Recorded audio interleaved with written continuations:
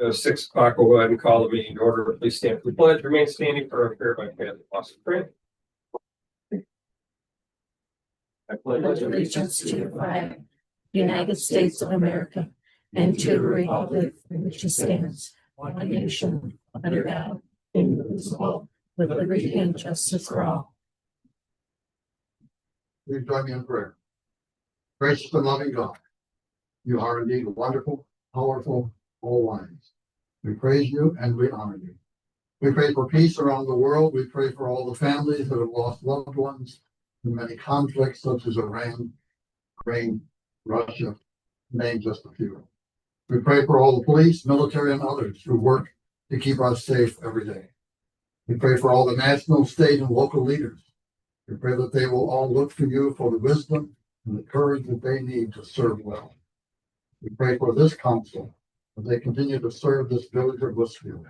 As the various issues come before them, give them wisdom to make the right decisions. All these things we ask in the name of Jesus our Lord. Amen. Thanks a lot.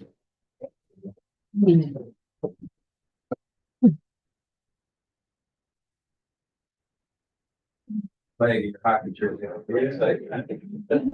right, we'll start with roll call. Lisa. Mike Gunner, Gwen Dusa, Here. Bill Gritzmaker, Here. Sherry Luce, Here. Ken Nichols, Here. Eric Rogers, Here. Timothy Waters, Item on the agenda tonight is to approve minutes. We got the minutes from regular council meeting of February 9th. I move to approve the minutes of February 9th, 2026 as presented. I'll support. Motion Sherry and a second Gwen to approve the minutes of February 9th, 2026 as presented. Any discussion? Hearing none, please call roll. Ken, Yes. Eric, Yes. Bill, Yes. Tim, Yes. Gwen, Yes. Sherry, Yes. Mike, Yes. Carries. Now we have presentations and communications. We do have 2 of the event applications provided by Danielle. We've also got an updated Parks and Rec calendar. Any comments or questions? I don't know. Danielle, anything about those? Just for info. It's just information for you guys in the public. All right, moving on. Need a motion to approve tonight's agenda. Move to approve the agenda as presented. Support. Motion Bill, second Eric to approve the agenda of February 23rd, 2026 as presented. Any changes? Mike, Yes, ma'am. do we need to make an amendment to the agenda for Riga consideration of that large bill? So we're planning to talk about that, correct?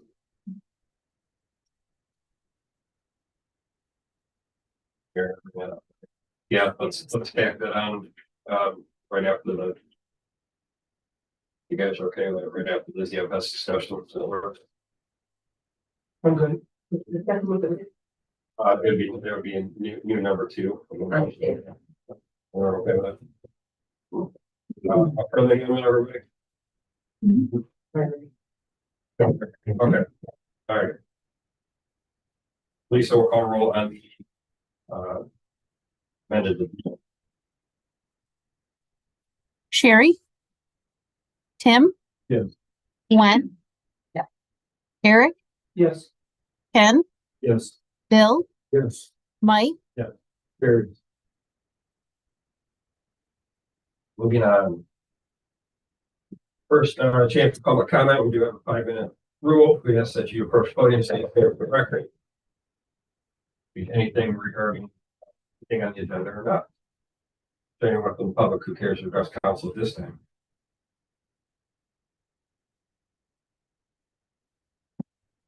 No. All right. Moving on, unfinished business. Council. It may have been discussed before. Danielle may have missed it, as I was out.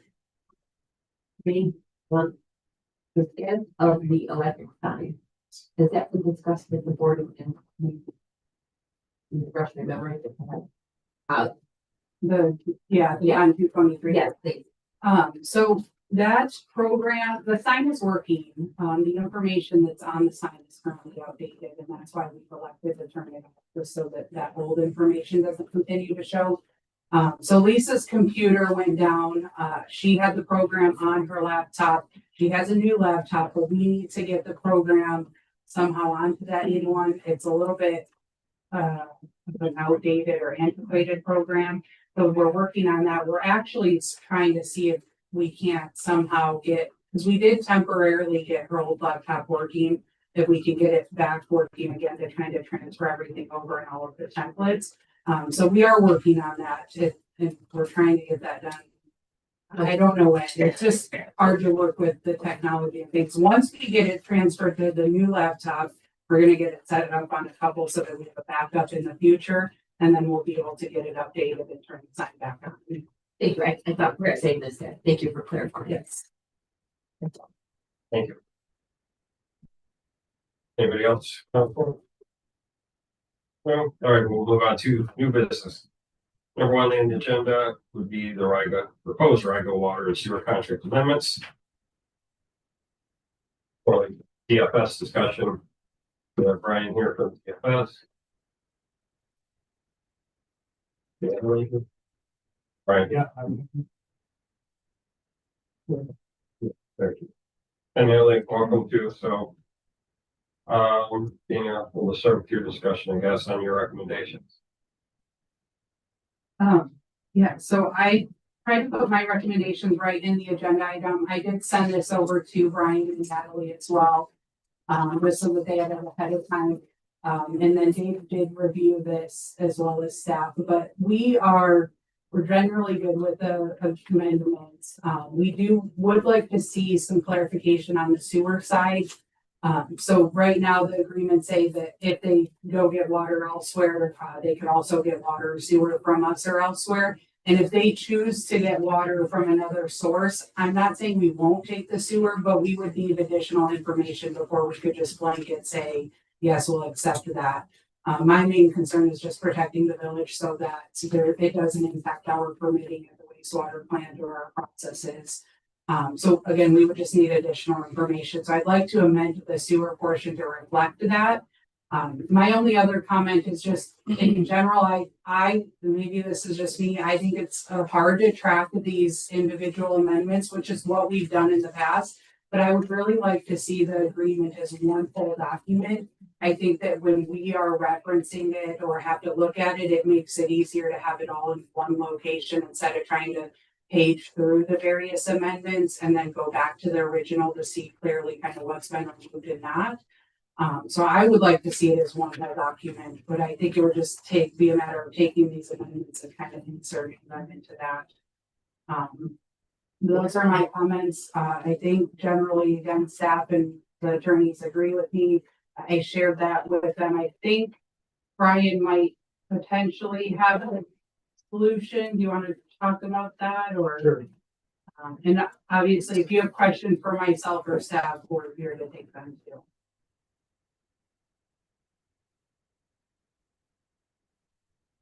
Hello, everybody. Brian Sherboard with ZFS Riga. As Danielle had mentioned, we took a look at the comments and the feedback on the amendment that Riga Township sent over. And since it was sent out last Thursday afternoon, we came up with language to address that concern. Well, maybe I should first say that, at least speaking for ZFS Riga, we're fine with clarifying in writing that if we aren't using water from the township of Riga coming from Blissfield for our process operations, then it's not a given that the wastewater can come back to Blissfield. So that makes sense to us, and we're fine with adding that clarification. So today we added a few sentences to the amendment just to show some possible language to do that, to address what Daniel brought up.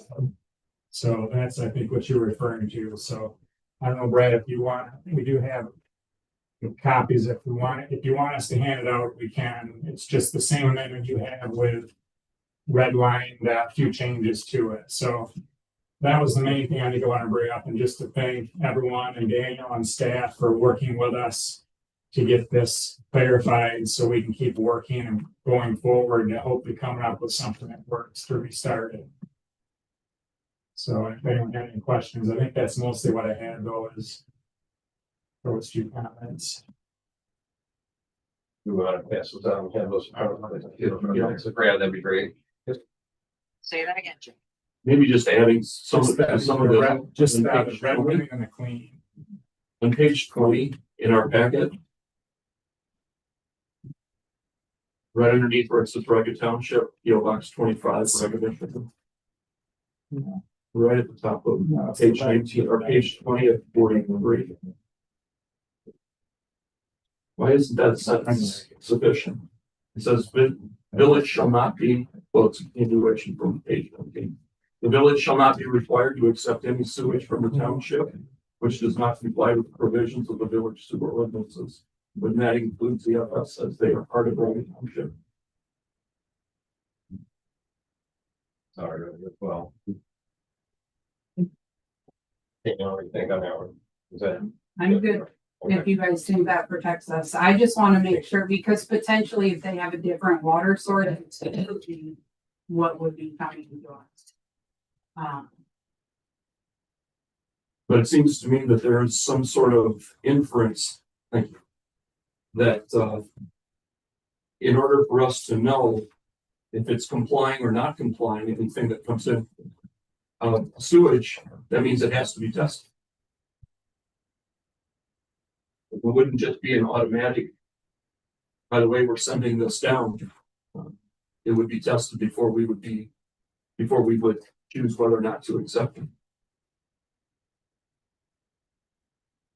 It would also include metering it, et cetera. Really, if they're drawing from the river, they're utilizing it, they're treating it, however, it doesn't need to go back to our system, really. Wouldn't be. Or even if they don't draw from the river. It's, you know, it doesn't help with our capacity issues. We don't need to treat that. We don't really make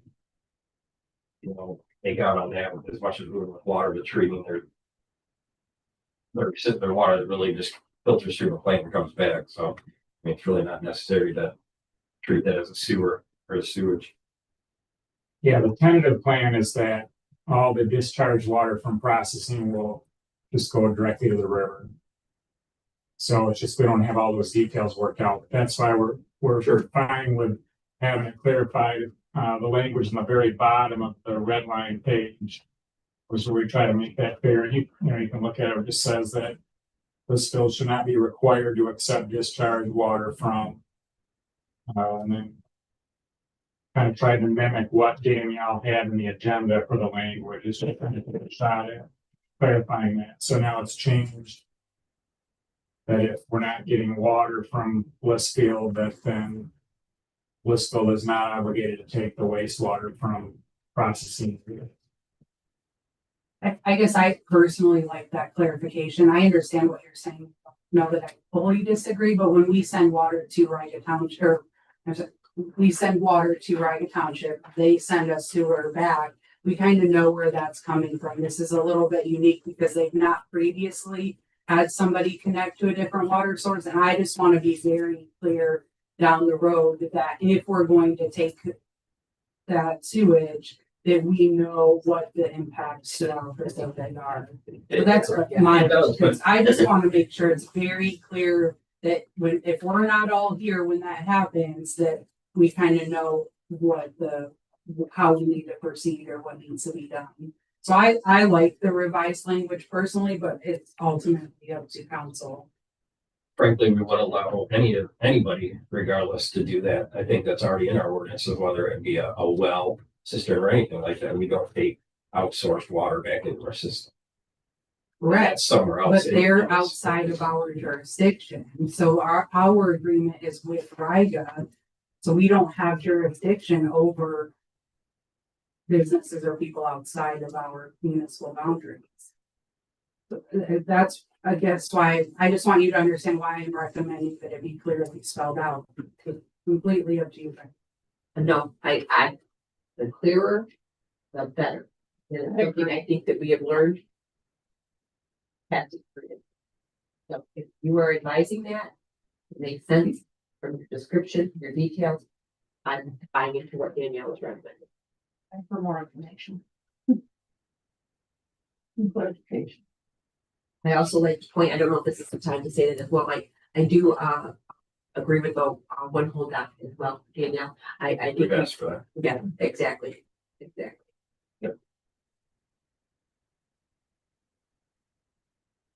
And while we are all talking water, we do have representatives from Riga here, not all. So again, if we had previous questions from council on, is Riga on board with this proposal, who ultimately gets to make the decision, which we all think, we kind of assume that it would be Riga, as CFS would be their customer. I mean, let's answer some questions, get all these answers across the board. If council doesn't have any with Riga. We have seen their included information from the previous meeting that they seem to be on the, but again, if there's any questions from council, let's ask Riga board representatives as well, since they're here, so that we can hopefully come and agree and move forward.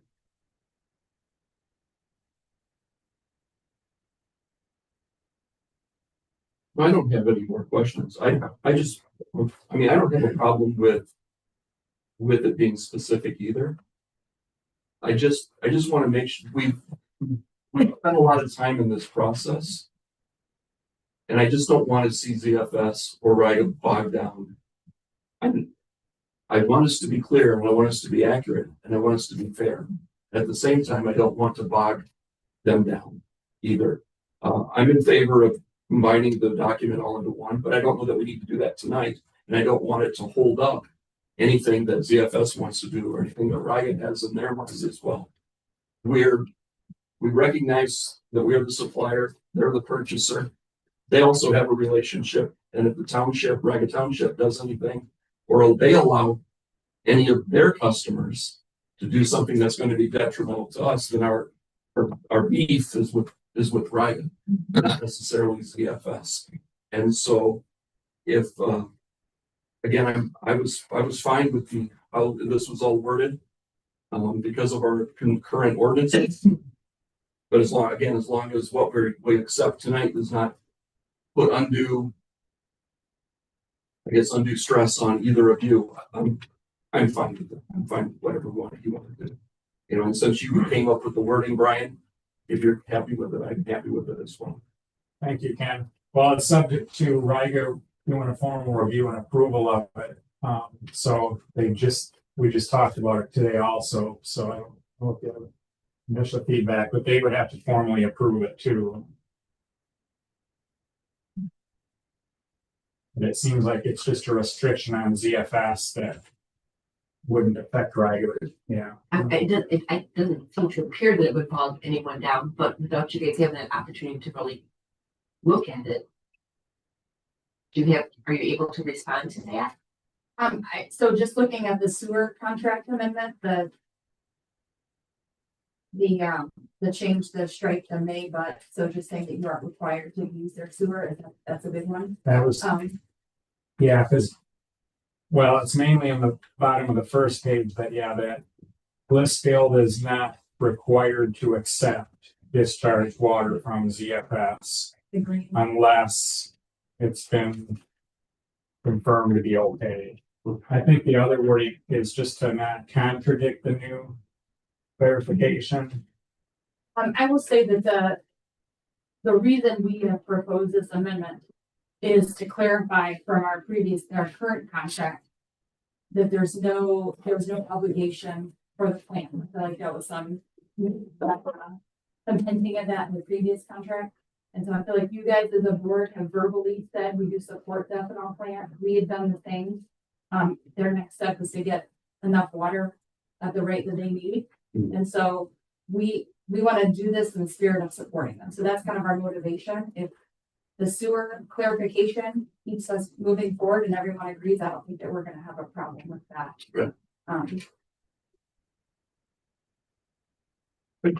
And again, Ken, you mentioned detrimental, influx of whatever. This is something, it's not just CFS, Brent Nora and some of these council members that have been on here. We've had this issue with some of the manufacturings on the other town or other sources that have caused our sewer issues, and we've done studies on that kind of thing. So again, this isn't something new.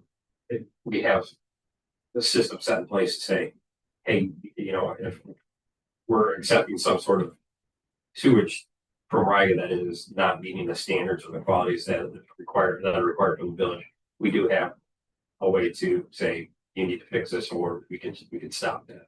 That's been discussed in the past, right, Brian? At the meter pit front.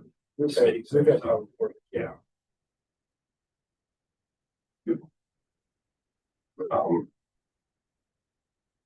Nora, Brian, anything to add?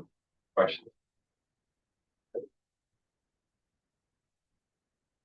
Council, you guys happy with forward with this? So we're crystal clear then, these two boards that, you know, again, we want to find a solution to let them find another solution to operate the plant. Number two, we're not dedicated to taking the water, providing them water or sewer in any capacity other than the lab and, you know, the smaller buildings, the 1.5 meter or whatever. So again, hopefully we're all on the same page here that we can direct CFS that they can move forward with Eagle or however they need to move forward. Danielle, anything further? No. So how do we proceed then next, Mike? Do we just take this language and have it? There are a couple options. Obviously, we do want to see it consolidated into one mass agreement. Which I think you could just do before signatures, because you're not, this is the amended language that you need to approve.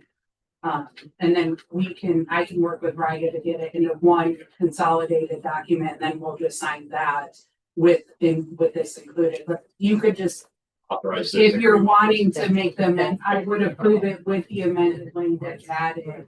And then you'll need to authorize somebody, whether it's myself or Mike, to execute the agreement once it's ready and completed on behalf of you guys.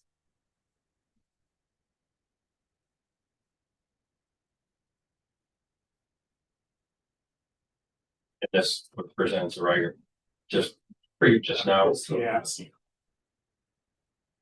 Any issues?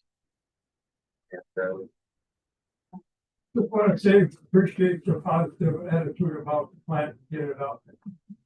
It's gonna benefit the farmers 10 to 15 cents more, so you know, premium, plus you're gonna create 30 to 40 jobs, and I think that's very important for our community.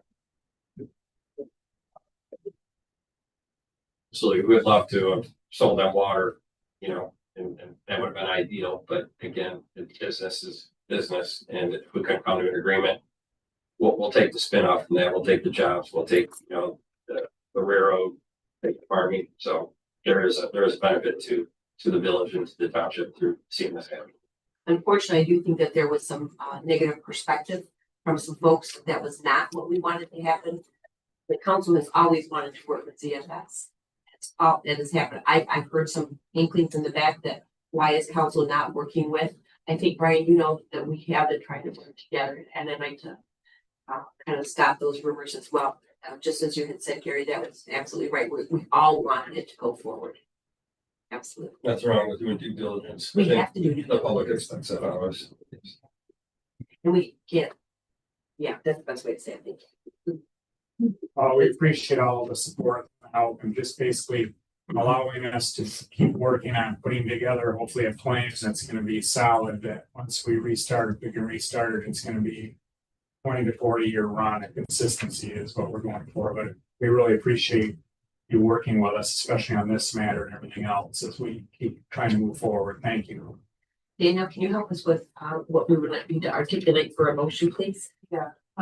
Move to approve the amendment to the amended agreement proposal between the Village of Blissfield and Riga Township and authorize myself to execute the compiled agreement on behalf of the governing body. Okay, try that again, sister.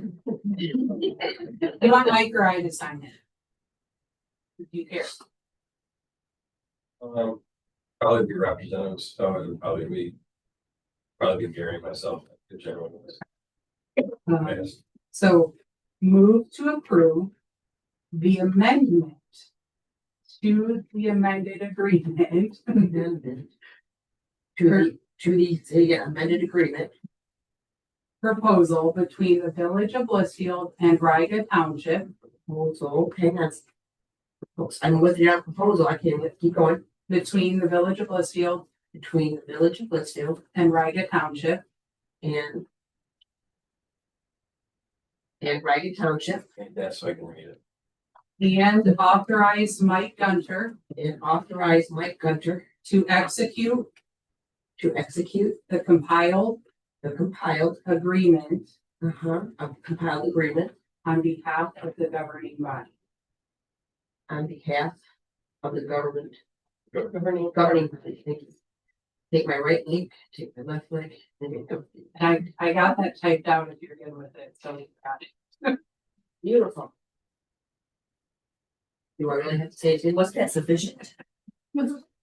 Help me out, my friends. I'll move to approve to the amended agreement. So far, good, Danielle? Yeah, you're good. Agreed upon proposal between the Village of Blissfield and Riga Township to authorize Mike Gunter to execute Yeah, you're right. And authorize and authorize Mike Gunter to execute the compiled the agreement. the compiled agreement on behalf of the governing. Plus four.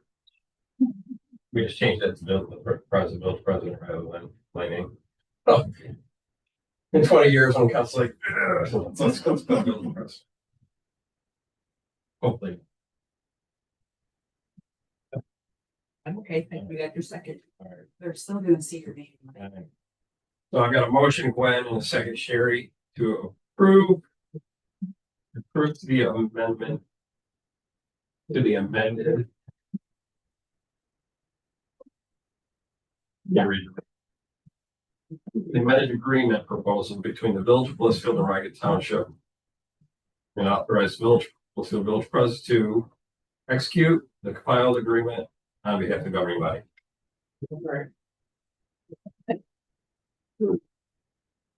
All right.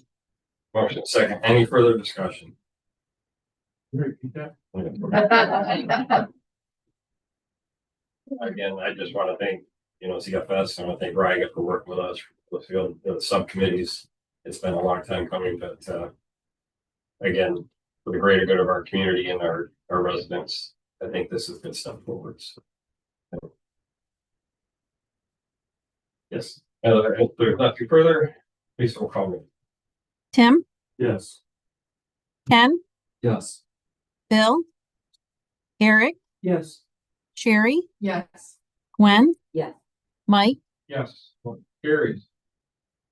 And then moving on to the amended discussion item here, we've got possible request for write-off for Riga customer regarding a large use of.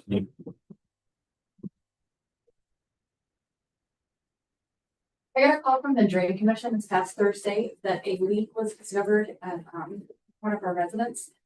He thought it was the washing machine. It's not the washing machine. It was on his side of the line. There's no argument there. So it's his responsibility. Never asked for this before, but this leak totaled 279,000 gallons. His normal water bill is 1,000 gallons. And so if this is a little different, so I thought I'd come to you on the council and just kind of ask what could be some options that we could take back to the homeowner. Our system in total holds about 180,000 gallons, so it's more than flushing our entire system. Currently, you do charge us $571 per 1,000 gallons for flushing. That would be the ask. But we captured that on, it was metered, it was at his house, and we have historically showed that that's definitely an anomaly. We're gonna separate that on his billing to have a separate bill for the leak versus his normal monthly bill. But the ask would be for the council to let us charge that, to charge us at your normal flushing rate that you charge us.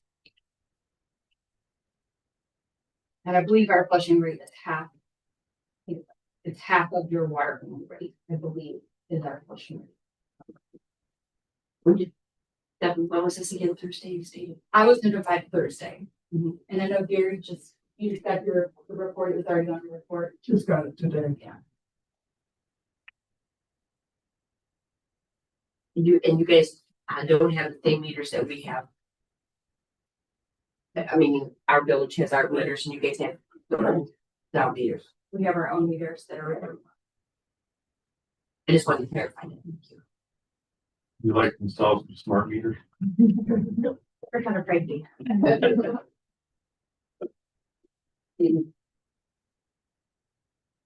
I'm guessing leak has been fixed. Yes, I think the drain commission actually helped take care of that. Got it stopped. They said there was 8 inches of water in the crawl space. So the water did not return to the sewer, just was gone. I was wondering where that was gonna go, because people don't realize how much water that is. So, Where did you say it? Sorry. It did not go into the sewer. It was just hanging out in this crawl space. So I'm assuming they pumped it out to the ground. Okay, thank you. Yes, it was, so it did not go back in the sewer. But do you mind if I jump in? Please do. So we do have a village ordinance, and I did share this with Natalie, in my email response back to her, which I think was just Sunday, so she did not have long to look at it. But we do have an ordinance that council had adopted previously that when a resident has a leak, if they get the leak repaired and they're able to prove that and the water did not go into the sewer, that we are allowed to waive the sewer only portion because there was no impact to that to the leak that's above and beyond their normal usage. And the ordinance further says that anything over $1,000 has to be approved by council. So I did do the math on this, and if we were to consider matching the same thing we do for our residents, then it would be a $2,521.46 waiver on the sewer side. Say that number again, please. $2,521.46. And that would be waiving sewer of portion on the 278,000 gallons, again, since it didn't go into the sewer. What Natalie just proposed was that we charge the flushing rate. So the water only portion of this is $3,227.58. If we charge the flushing only, it would be $1,587.38, which would be an adjustment to the water side of $1,640.20. Say that last number again, Danielle. $1,640.20. That's the adjustment. Yes, so it is a smaller adjustment, but that's adjustment would be made to water, and water did actually produce it, whereas following our ordinance, it's a little bit larger waiver, but it would be from the sewer side of the budget, which didn't see an impact. My recommendation to you guys would be to treat this the same as you do our residents, and that creates a different process for them, and that we waive that $2,521.46 on the sewer side of the budget. Because we aren't eliminating our costs for producing that water, whereas we didn't have it for treating. But again, totally up to you guys how you want to do that. So what is the final bill that we would be presenting to the customer? I'd have to On our side. just the usage before any waivers, and not the base fee is like 56 something. It's about just under $6,000 total. Final number, waiting the fee. I did not calculate that, and if you want to give me. Sure. Are you doing it for 278,000? I did the waiver for 278 because you had indicated that his normal was 1,000. So I was assuming without the leak, he would have still used 1,000.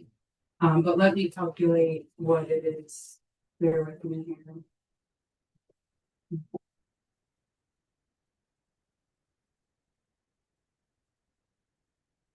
Well, she's doing that, again, we just recently amended that ordinance to try to be fair across the board here. And it's an ugly situation because anything that is quote wasted really falls back on the entire user system, right? So again, Correct. that is a challenge.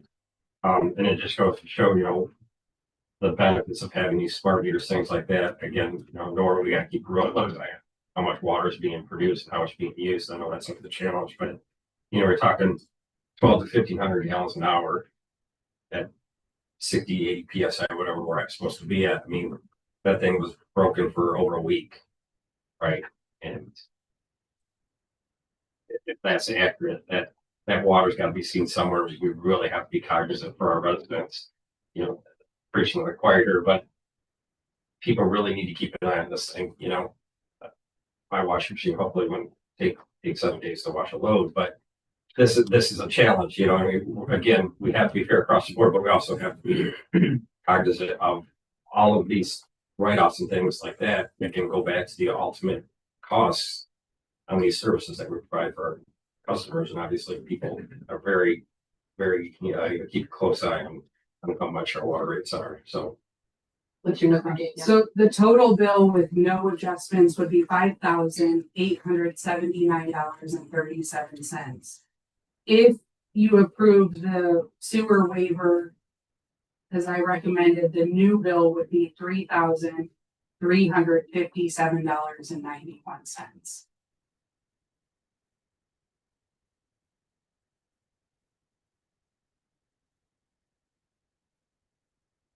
You want the amount with the other option? Please. at the bulk rate, Yeah, so if we do the flushing rate, the bill after the adjustment would be $4,239.17. What if Danielle just asking the numbers, taking off the sewer, that's not flushing rate, correct? That would be charging the water at its full regular rate, but it would be removing the sewer portion. Of which it, we sort of Which is what decided as our ordinance. that is what our ordinance says, yes, and staff can approve that internally up to $1,000. Anything beyond that has to come to council. And then Yeah, and that's why I'm recommending that option, because I think it's to be consistent and fair to our residents. Makes the most sense. I don't want us to do something different. And then we'll kind of set the tone, because we already have a process for our residents, I guess. I just don't want there to be another thing that we're creating. It sounds like we didn't spend a lot of time discussing that, coming up with a solution on how to do that just 2-3 months ago, right? Yeah. Long discussion. I think it was longer than that, but I think we've had that for, I want to say almost a year. All right, there were a lot of numbers that I didn't get written down as I'm trying to state this. According to our ordinance, what is the best number that we can give to him as if he were within the village? Waiver number? You're asking? The waiver and then final bill. Okay. So the absolute best waiver under our ordinance that we could give is $2,521.46, which would make his new bill with the adjustment $3,357.91. And that is a better quote deal than the bulk rate. Correct. It actually takes more off the bill.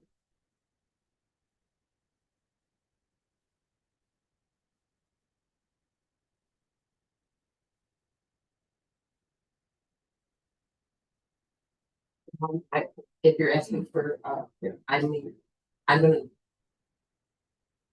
leaning towards, our ordinance. That's why we have the ordinance and, the consistency. So that's where I would be leaning. If you're looking for council discussion, that's what I'm looking for. Or motion, I'd be happy with that as well. Danielle, how would I, go about remote? I know the number would be the 335,791. But, what would I need to, prior to that number, please? So I would move to approve the sewer only waiver. And I would cite the 2,521.46 Okay. Number, because that's the portion specifically in sewer that you're going to waive. Say that number again. I was going to go with 3,000. No, because that's gonna be their bill. So the Okay. waiver is $2,521.46. This is the waiver. Yes. And That's the total, I understand now. And then directly, would it be go to the Riga Township or would it be that customer? Well, it's going to go to Riga Township. So what if you guys approve this, what I would like for Riga to do is to give me their total usage number, because I need to be able to track what we actually produced and sent out. And then I will make the manual adjustment on the back end, but all of our usage numbers are accurate. I don't want to, I don't want you guys, Gary, you and I can work on this. I don't want you to adjust the usage number down, because then it'll mess up what we're producing and stuff. But I'll work with them on that.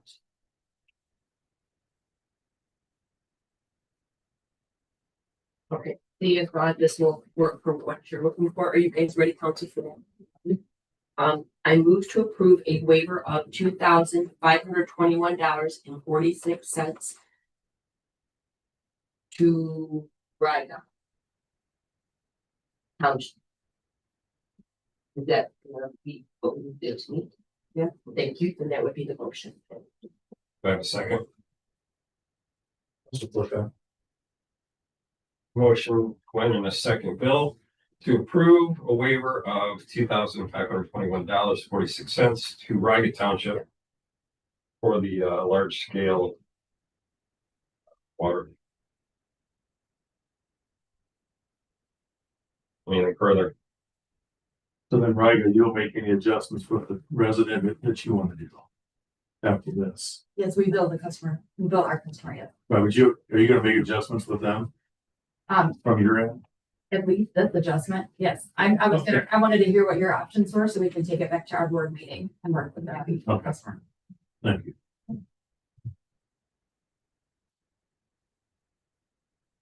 Anything further? Please call roll. Eric, Yes. Sherry, Yes. Ken, Yes. Tim, Yes. Bill, Yes. Gwen, Yes. Mike, Yes. Carries. All right, moving on, number 3, proposed hydrant use policy. Danielle. Yeah, so I again tried to put the information in the agenda for you guys, but we are just asking for a policy, this is all tied to usage and what we're putting out there. So you guys, I'm sure recall a couple of years ago, we reported we had significant loss. We've looked at the meter, we've really looked at bringing that number closer. And we track that. I work with Nora every month to track what they're producing versus what we're actually selling and getting rid of. So we just want a formal policy so that we can track that a little bit more accurately. We already communicate with the fire department on a lot of these things. We're not trying to charge the township. Chief Rucci is here. He's hiding from me. With the township, I did send this to them. And this also is one of the things that came out of our sanitary survey with Eagle, because they also want us to be able to accurately track what we're producing versus what our usage is. And making sure that we close that gap as much as possible and we don't have leaks in our system.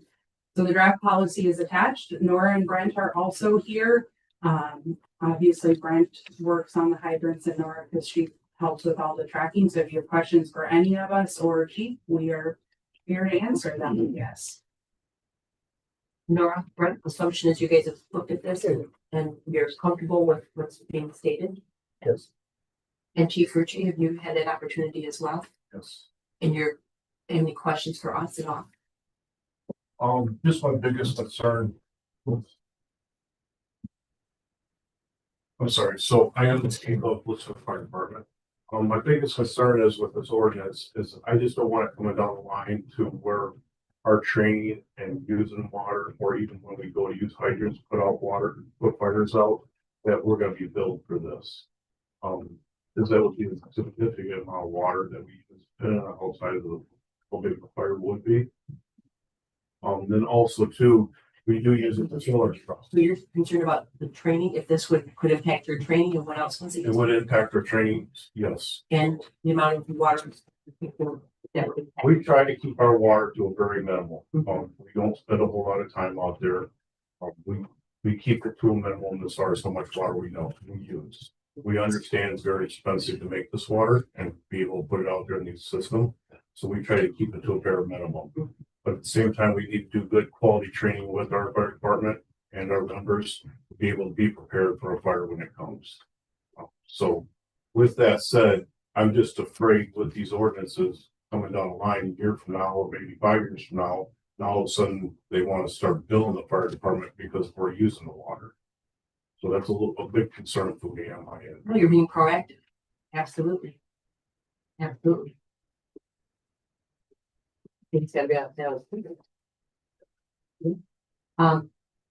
I want to be Yeah. very clear, that has never been said. No, Obviously, I can't speak for if I'm gone or down the road forever, but I know that it's not our intent to charge. Our intent is to accurately track what is going out.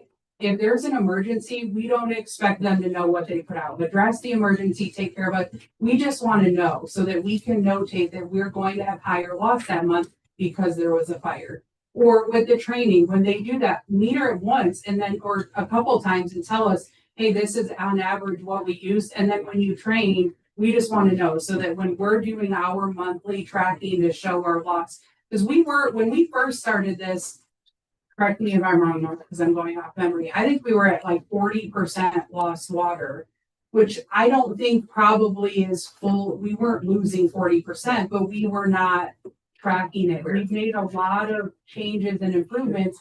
So we're at 20% now, which is better.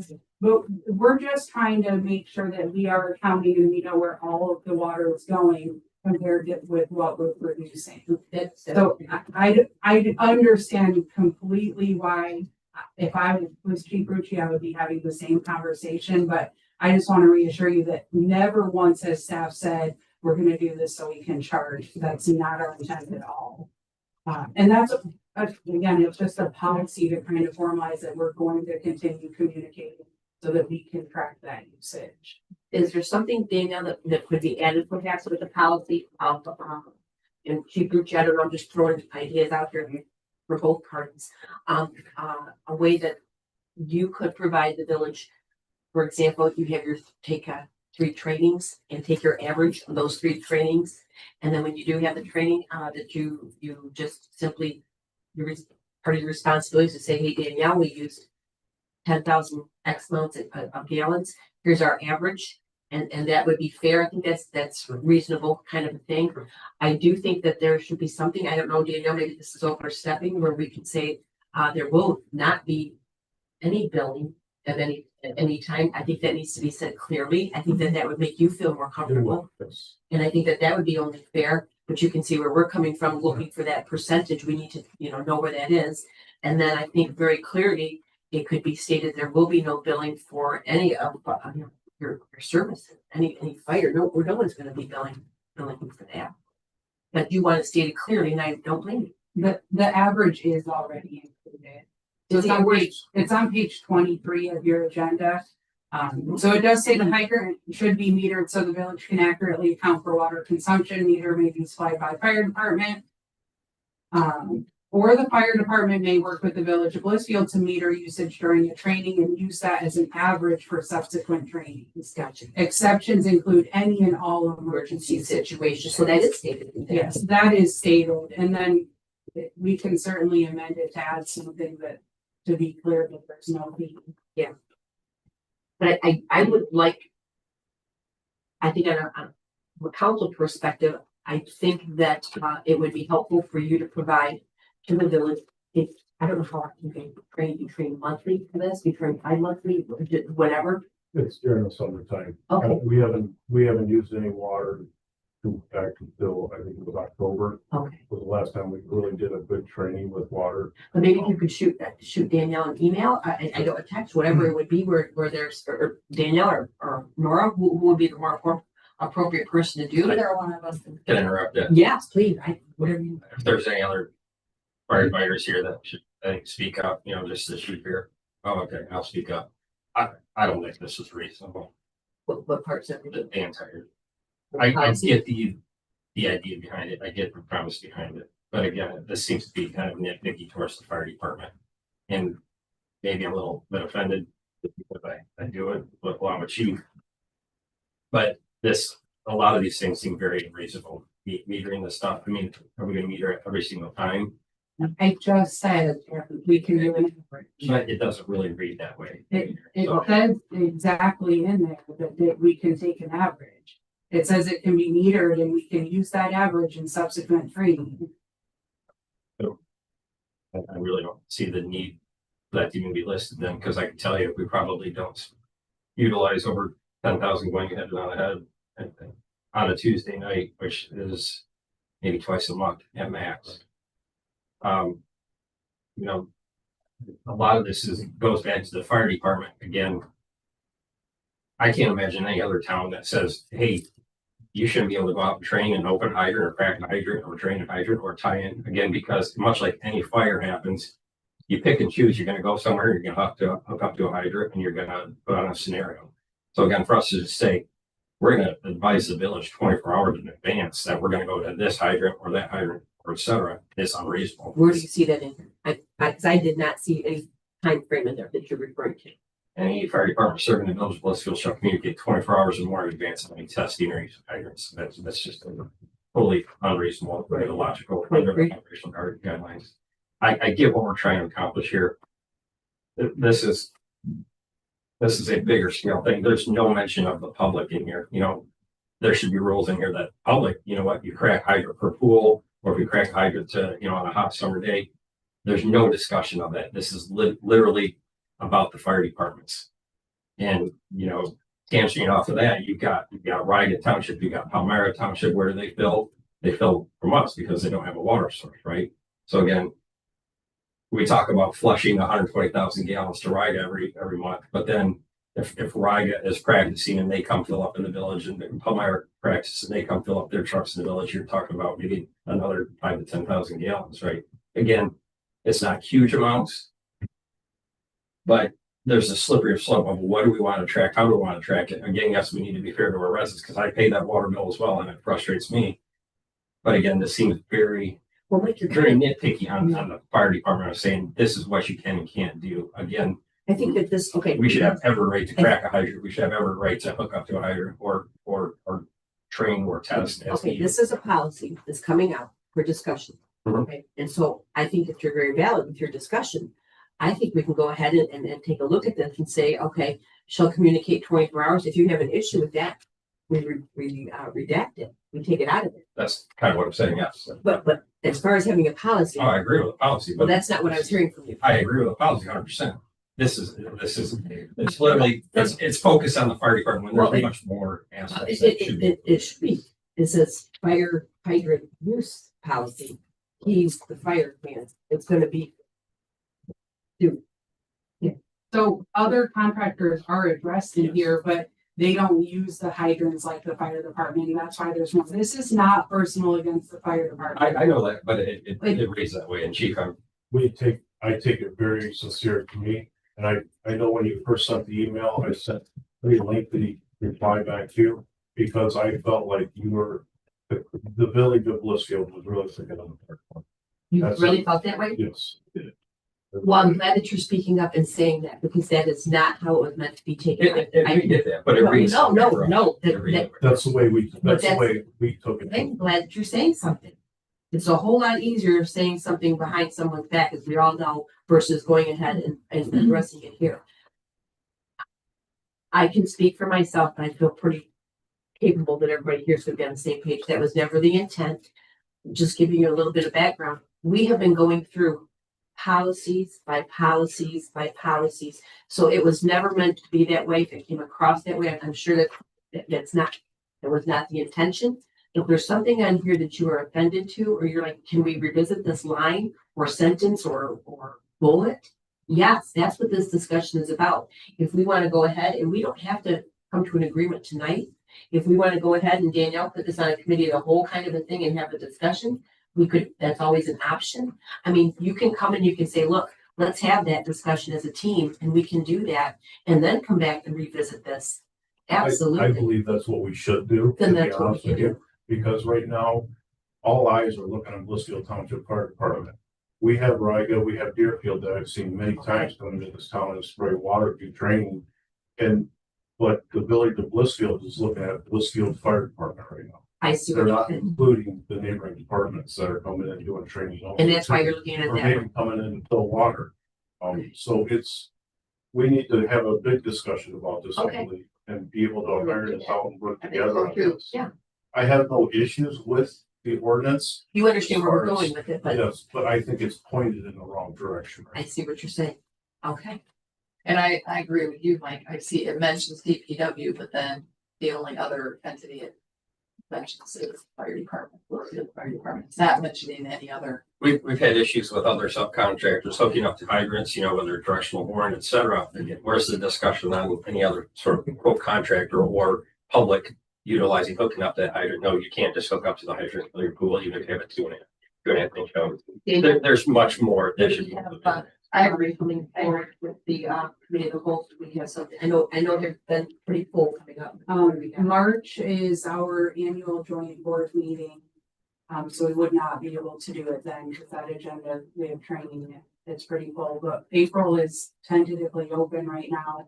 I was kind of holding that because at one point we had talked about bringing Ryder back. That to was the conversation, that's but my we agenda. can have multiple things on the Right. agenda as well, depending, and I'm not even sure if we've not finalized anything with Ryder. I'm not sure if we're ready or if we need to move that out. That was one of my questions for later on. Yeah. Thank you.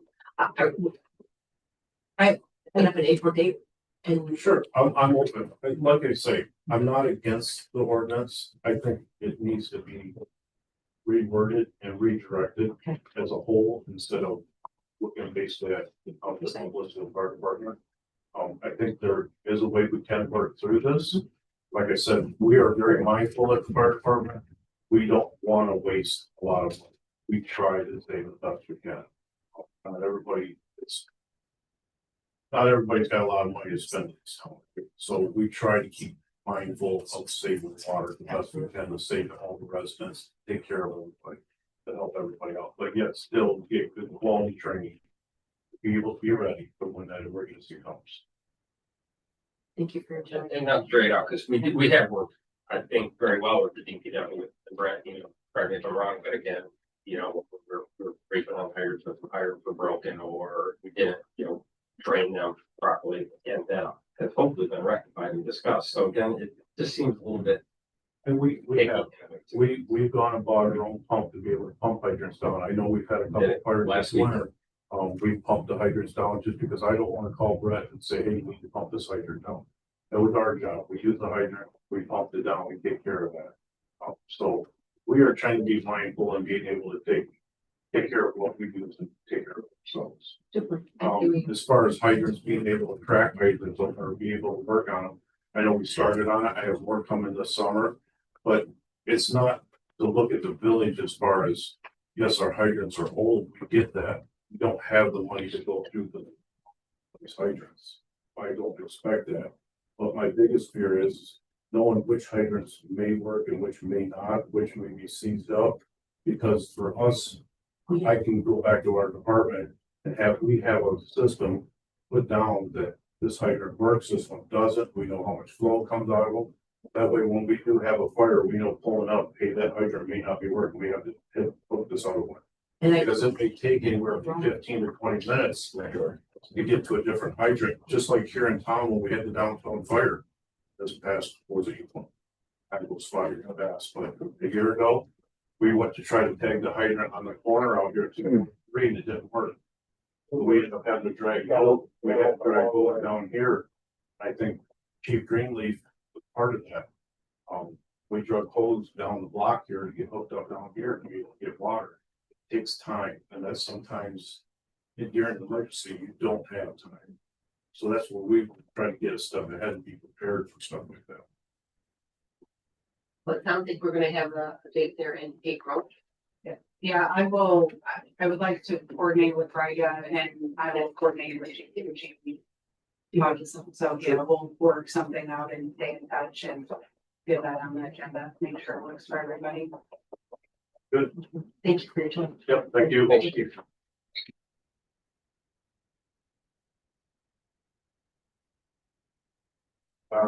Number 4, resolution allowing employees to take loans against their 457. Danielle, apparently you've got a staff member that wanted to do it. We did have a staff member that inquired about this.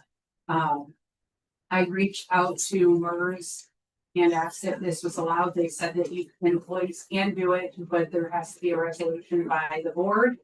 So I'm bringing it to you guys for consideration. I had the inquiry in January initially, but MERS is switching platforms currently from Alaris to Empower. So they can't actually make any changes until April 1st, but I wanted to get this up to you guys for consideration, and that if you guys approve it, then that makes the change once they're fully switched over. But it would be, the employee would have to work with MERS. It would be under MERS guidelines. They already have a process for allowing employees to do this. The only thing that the village would potentially do is payroll deduction to pay that loan back, which is fairly easy for us. We do them already for benefits and things like that. I was curious on that. So payroll, so that's how it is. Yeah, yes. And if the employee, I mean, I don't even know all of the specifics of what MERS guidelines are. If they leave, they're responsible for paying that back, and they have to sign an agreement if they were to take a loan. We do not, as a village, contribute to the employee's 457. We do the pension. The 457 is completely optional, and if an employee chooses, it's 100% their money. I'm bringing it to you guys. If you have questions, let me know. These are nice because usually they're at a lower interest rate, and again, you're just kind of borrowing from yourself, paying yourself back. I did one to my 401 for a roof and worked out very easily. Like Danielle said, it was a lot of withdrawal. You pay it back over time. And pretty easy. Move to adopt a resolution authorizing eligible village employees to take loans against their 457 deferred compensation accounts in accordance with plan documents and all applicable federal regulations and administrative requirements established by the plan provider. Support. Gotcha, Ken, sorry. Motion Tim, second Sherry to adopt the resolution authorizing eligible village employees to take loans against their 457 deferred compensation accounts in accordance with plan documents about applicable federal regulations and administrative requirements established by the plan provider. Further discussion. Now, Lisa, call roll. Ken, Yes. Gwen, Eric, Yes. Bill, Sherry, Yes. Tim, Yes. Mike, Carried. Number 5, got a proposed personnel policy amendment for a village-owned take-home vehicle. We have discussion at committee meeting regarding such, so we do have the updates from Danielle.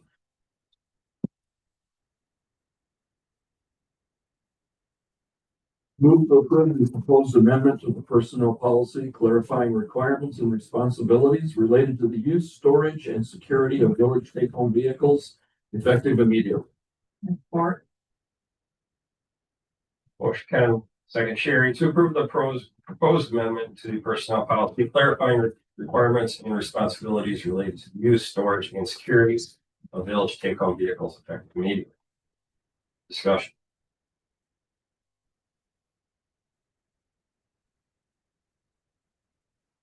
Hearing none, Lisa, call roll. Tim, Yes. Bill, Eric, Yes. Gwen, Yeah. Sherry, Yes. Ken, Yes. Mike, Yes, carried. That's a proposed personnel policy amendment. This was done from the discussion at the last meeting regarding Lisa and Danielle covering for the fourth and treasurer position and fulfilling those duties. Move to approve the amendment to the personnel policy allowing for a limited PTO cash out option when the employees has reached the maximum PTO accrual limited to up to 40 hours per year, subject to approval and consistent with the policy stated preference that employees take time off whenever reasonably possible. Support. Motion Bill second, Sherry, to approve the amendment of the personnel policy allowing for limited PTO cash out option when the employee reaches the maximum PTO accrual. Limited up to 40 hours per year, subject to approval and consistent with the policy stated preference that employees take time off whenever reasonably possible. Discussion. They're only allowed to take one time per year too, correct? From a policy, I read it. Correct. Yeah, it's only once per year, up to 40 hours. And there's some criteria that was spelled out in there. They have to be maxed out. It's just once. Is that sufficient for our situation that we're encountering here? Yes, so I struggled with this a little bit because we had talked about this at our committee of the whole. And I wanted to do something, hopefully we're never in this situation again, but I wanted to do something that if we were, that we would be consistent in how we handle it. So that's why I drafted it up this way, but yes, it would address that. Ideally, and I said it's right in the motion, it's right in the policy. We want our employees to take time off and to get away, but there are circumstances where if that department is shorthanded or they're doing other things where it can be challenging. And this would allow us to then not penalize those employees for being here, doing their job and showing up when we are in situations.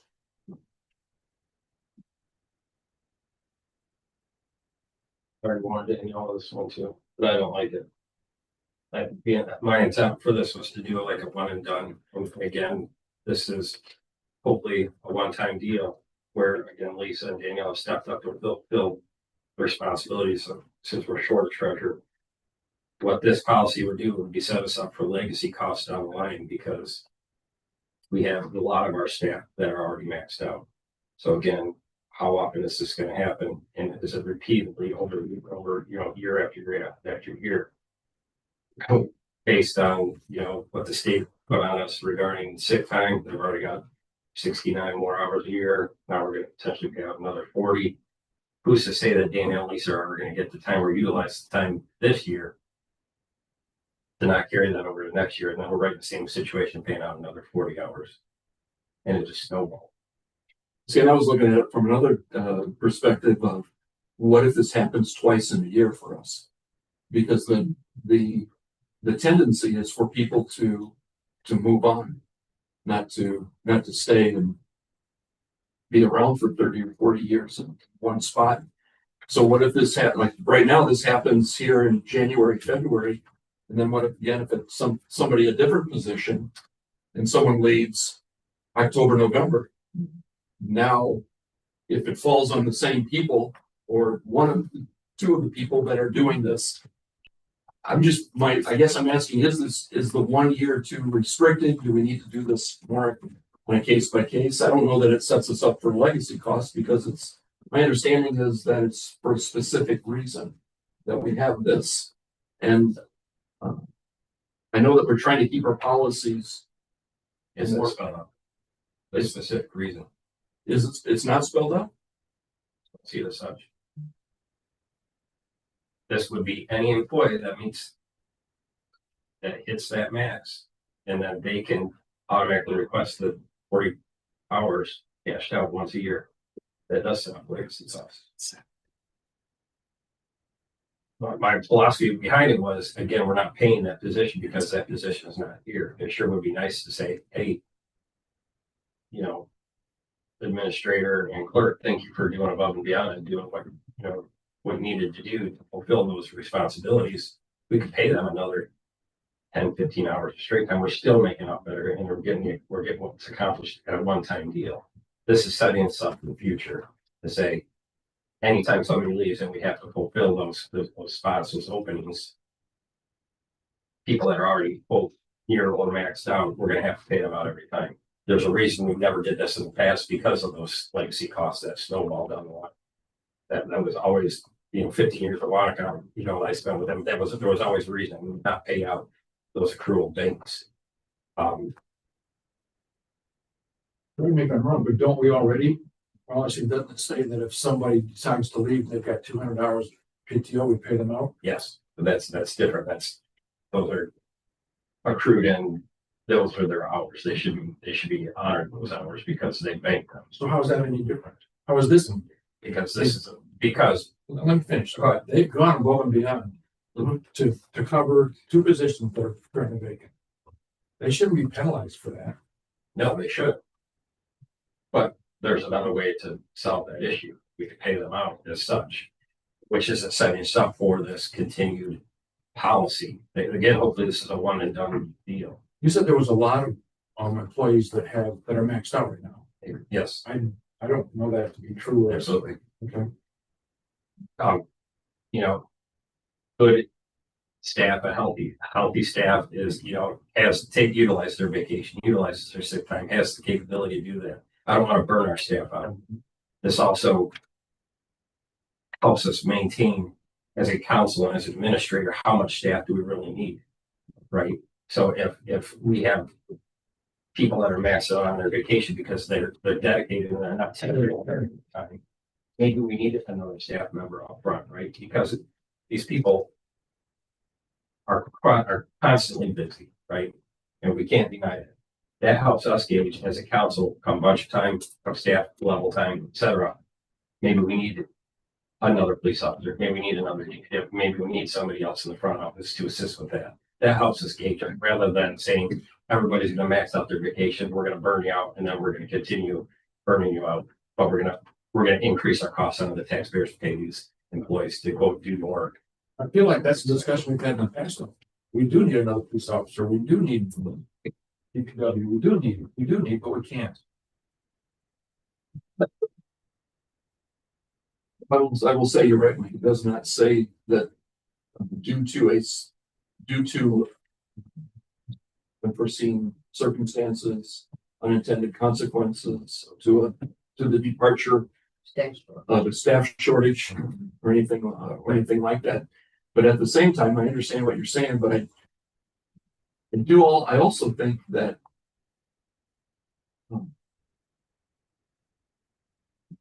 I don't think they should lose their time. I don't think they should lose their time either.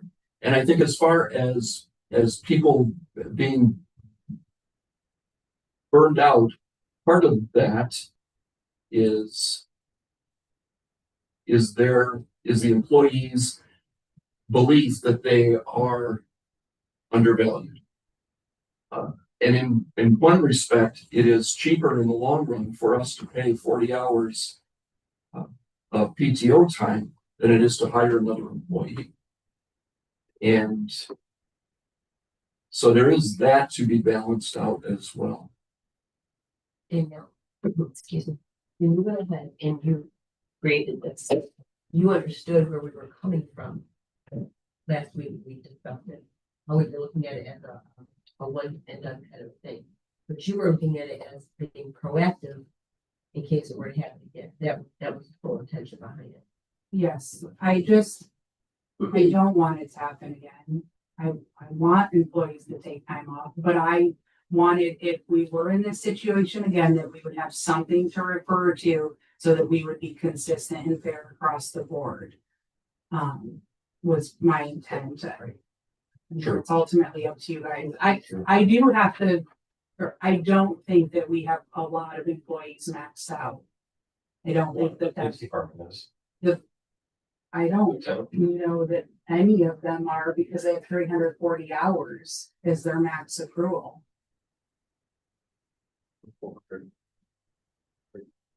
Well, with the new contract, yes. I'm fraction 400, but they have a higher bank limit than anybody else already. So I do think that there were, I'm sorry, the lieutenant was maxed out prior to those negotiations with the union, and that max accrual for them was lifted to that 400. So with it being raised, I don't think they are at that. I don't know. I was going to try to pull it up how far away it is, but, and then off the top of my head, I know there's one other employee that's fairly close that uses time.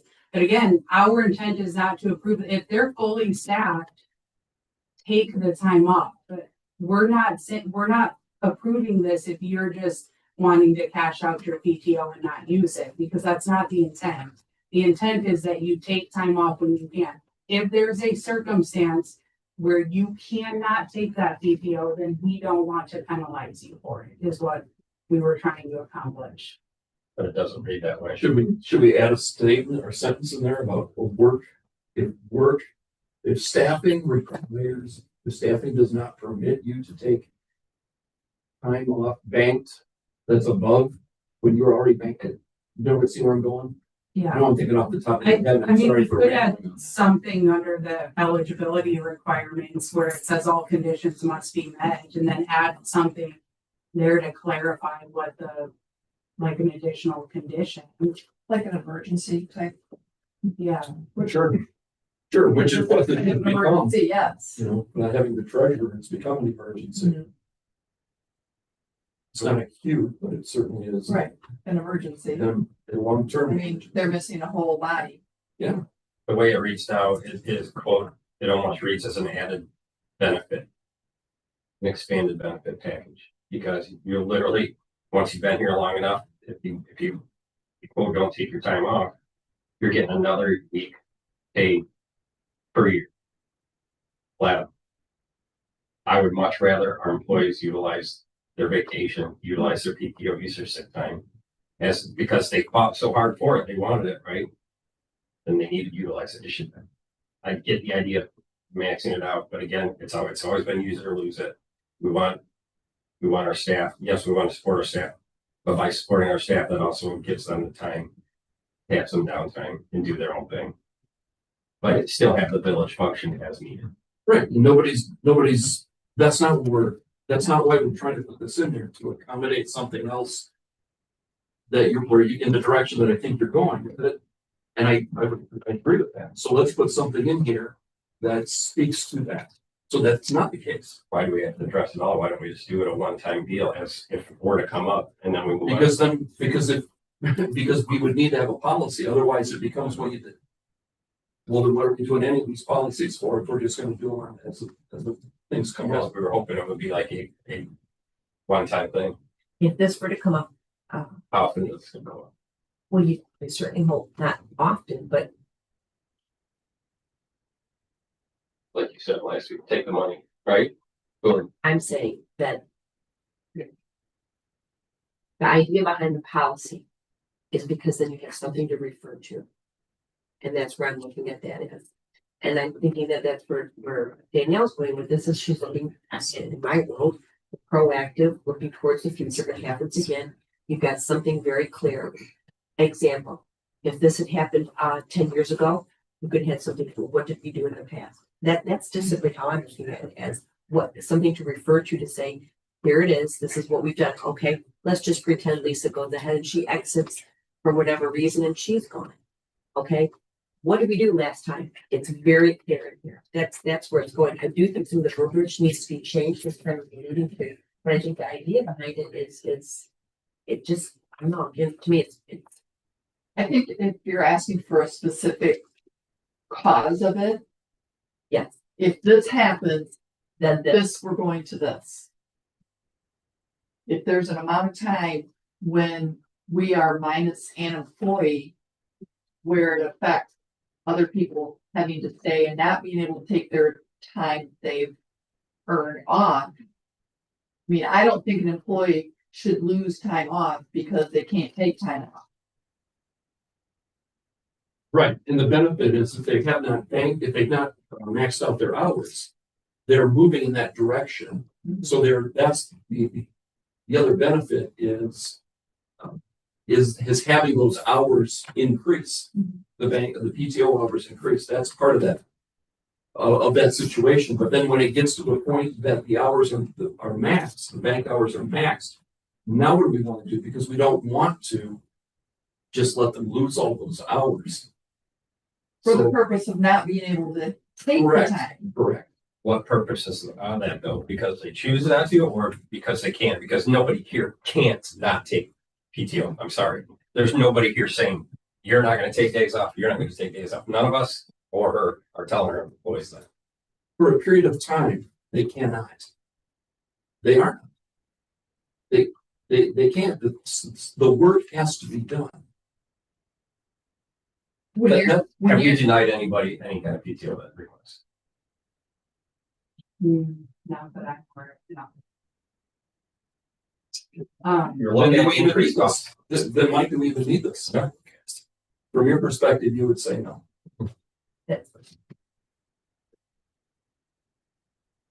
I would say, Danielle, Lisa, we appreciate the heck out of the amount of work that you've been filling in for the treasurer.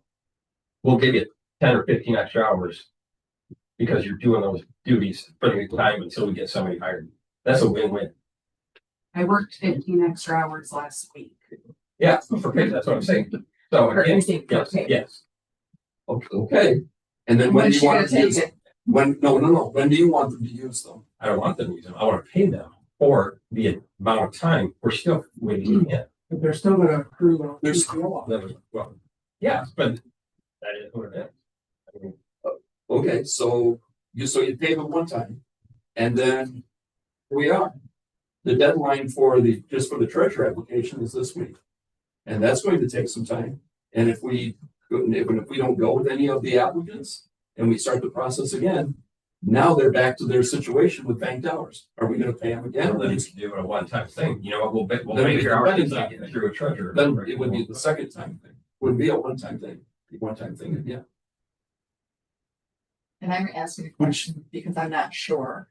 Are all of our employees salaried? So if you're hourly employee, then you have overtime. That time and a half.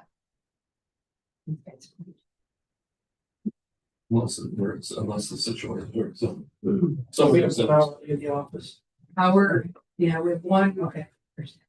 So most of our employees are salary. Our police chief is, hourly, I apologize. Police chief, administrator, clerk, treasurer, DDA are salary positions. Everybody else in the village.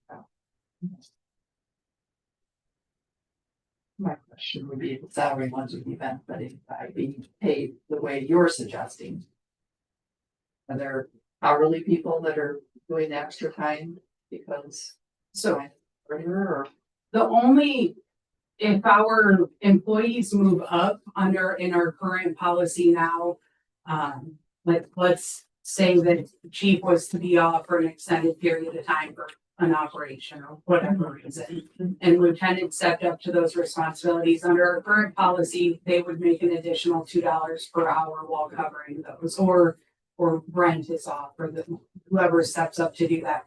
That's the only time that within our policy that it identifies an additional compensation for an employee when they're kind of stepping up into another role. If there's nothing to address if we're short-staffed, or like if DPW loses an employee, the other employees don't get anything because Brent's still there supervising, they do their stuff, they're just doing it short-handed. so with what you just said, then technically you could be paid extra an hour for somebody else. Is that what you're saying, Mike? That's per our policy now, yes, if, Brent So was sick. we and Billy were obviously taking have over. a policy. Yes, this was my intent to do this as a one-time olive branch to say, thank you for going above and beyond. I see what you're saying now. I see what you're saying. But I don't want to see where an employee is not able to take the time off because of the person that's gone. I don't want to see them lose their time either. Exactly, So but what about on the day-to-day? They're maxed out. Are you wanting to pay people out just because they're not using that time? That gets expensive down the line. That is the tougher part of those legacy costs that I've talked about because those is compound and snowball. And that is something that we have always made crystal clear to our staff that you don't want to set a precedent. no, and especially, again, I think we've done well in doing the wage study, doing the benefits, doing things like that. Again, we pay full of insurance. Employees don't pay into that. Again, we've tried ways to stay fiscally responsible. But again, that seems like every year, more and more, it's tacked on, whether it's fringe benefits or wages or whatever, we have to be careful because the residents are very, you know, again, I'm very pro staff. I've been pro staff my entire life, but What verbiage would change? Where you're gonna be from now, right? it is a I challenge. think just something needs to be added, that what we're talking about in a short staff position situation, because once you, That I can live with. good, because once you just do like what you suggested, we just give them a one-time pay and one shot, you just set a precedent. So we have to make sure that we're not running the knife, but it cuts both ways. We can't just do it because this is an important time and we want to be generous. I think we do want to be generous, but then we're setting a precedent.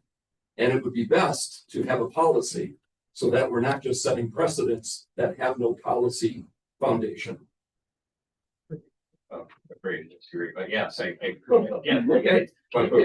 But I'm just do this and be done with it. But if everyone else is good with having a statement in here that this is for a specific staff, understaffed position not filled, however, whatever is best.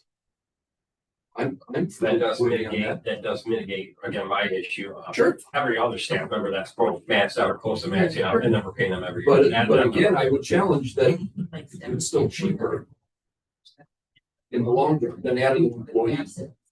This would still be cheaper than adding an employee. Due to the accident. Well, yeah, I would almost just put like number 4 on relevant.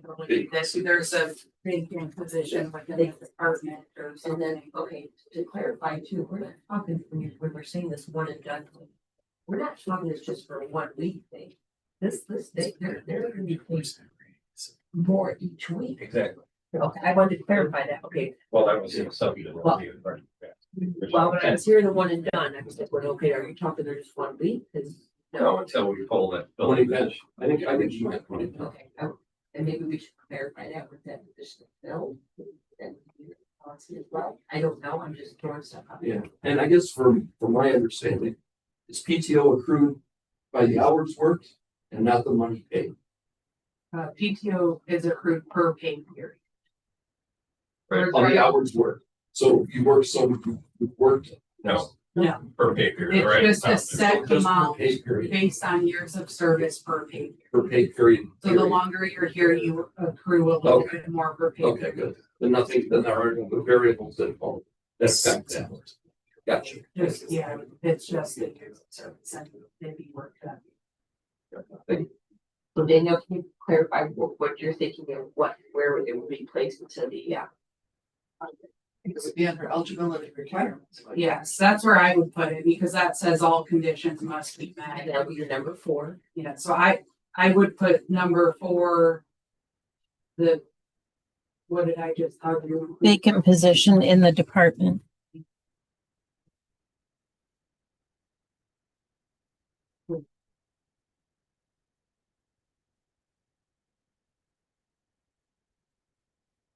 Keep in mind, this wouldn't just be for office staff, this would be village wide.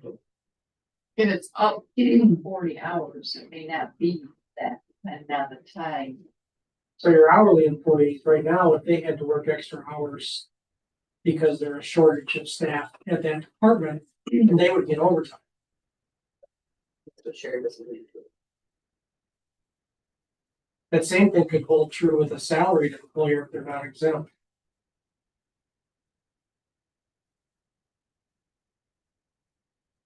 The salaried employer, salaried non-exempt employees, if the employee is salaried but non-exempt, they must receive overtime pay, typically 1.5 times the regular rate. So our salaried employees are exempt. All of them. Yes. Then you're limited to either paying a bonus, an extra straight time pay, a lump sum payment, or an incentive pay for covering shifts.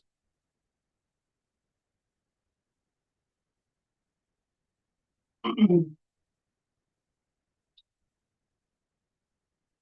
good with whatever. You guys just asked me to bring somebody, so I was trying to be as fair as possible because if somebody else is in this position, I would want them to be treated the same way.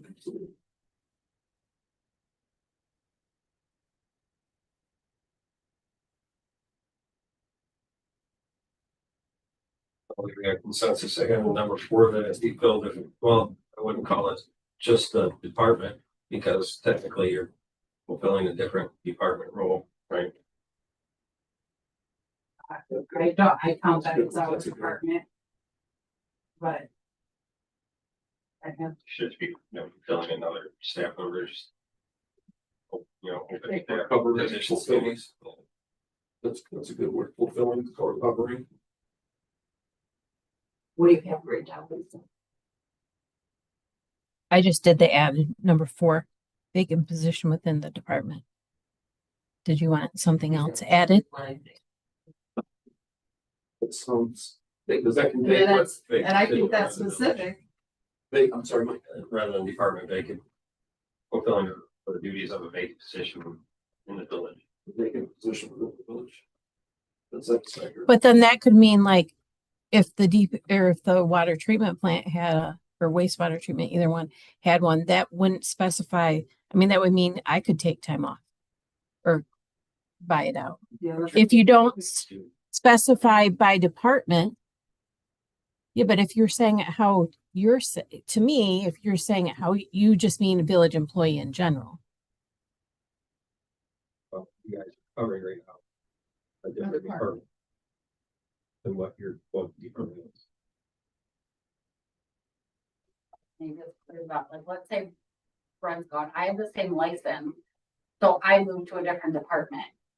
Even though, so that's what I think they're trying to, I can do that in the utility. I'm that's just Because asking. you're the only person in your department. Right? Laura's the only That's not person. how I consider it. No. How they're broke up by payroll is the office is it's one. the administration, which is clerk, treasurer, administrator. And I think even DDA is part of administration, maybe not. So we Although are. nobody wants me to do their treasury. So we are the, like, that is the administration department and the administrative assistant / zoning administrator position, and then police department, DPW, water plant, wastewater. So, like, I'm not my own department. I think Laura might be her own department. I do think she's classified. I think we lump her in with administration because she is, it's just her, but Parks and Rec is their own kind of department, but. Yeah. So, Exactly why I thought we could just send olive branch and pay someone out and move on, and here we are. Half hour in. So That's right.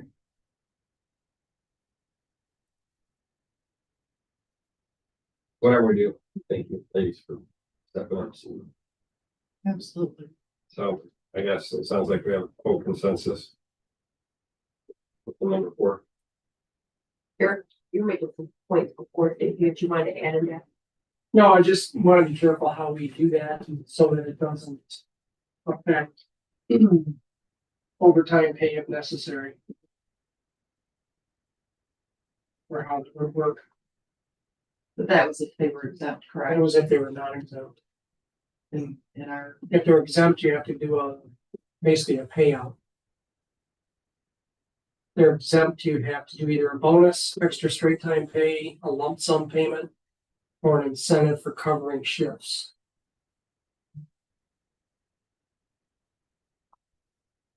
if they're not exempt, If they are exempt.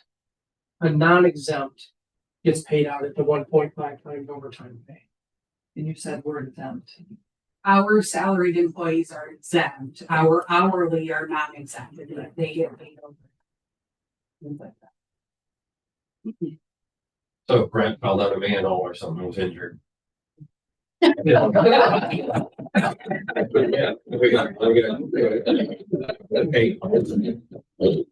You're special. DPW staff, time and a half, need be, and allow them to add to that bank or cash out that bank, or So wouldn't that go along with, like, if chief was off, then the lieutenant would get extra pay for stepping into that position? Would that be the same in that case? but does that affect this 40-hour discussion?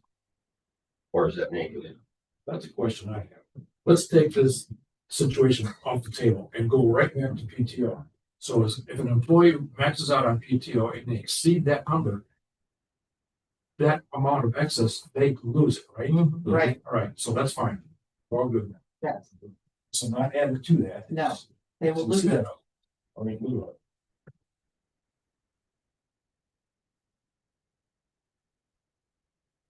So, Mike, you down, you just want to do what? Somebody give a short to.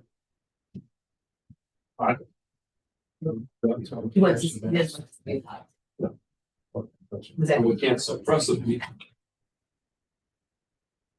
I think that precedence either way. I agree. But the thing is, I think you set precedent either way. that's why it's important to have it in the policy. Set precedent either way. But Have the a precedent policy. is a policy. That's the point, is we'd have a policy for Right. it. So that when it comes up, because all of our policies basically are based on whatever precedents we've been doing. That's what we're trying to accomplish, is what is legal, what is permissible, and then what has been our practice. And we're trying to fix all that, put all that. Because together. if we do a one-time 40 hours and this happens again, say next year, we don't have a policy and somebody comes back and we offer them 20 hours. Well, you just paid somebody a couple years ago 40 hours. A policy would Unfortunately, how protect. it works when it's, you're not gonna have a policy for every what if, or our policy book would be the home book, or. But here's one we're gonna do up to 40 hours, nothing more.